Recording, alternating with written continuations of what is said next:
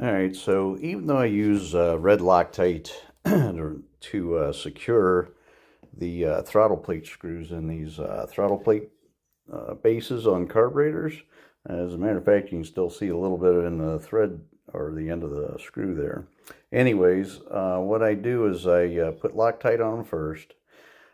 And before that sets up and cures, what I'll do, I don't know if this is how everybody does it or not, but this is how I do it, is I put a punch in my vise, and then that little spot on the bottom of the screw right there, I'll center that over top of the that center in the screw. And then what I'll do is I'll take and I'll stake it with a hammer. And what that does is it spreads out that screw on the other side right here so that it can't come back out.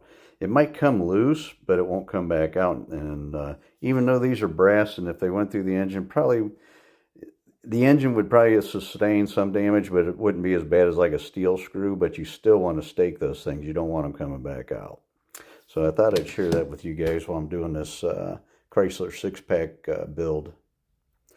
What we're going to be doing is sharing a couple videos on this. We have I'm converting these end carburetors from vacuum to mechanical, and so I had to use a couple of 4412 2300 series carburetors because I needed the base plate and the throttle linkage for it.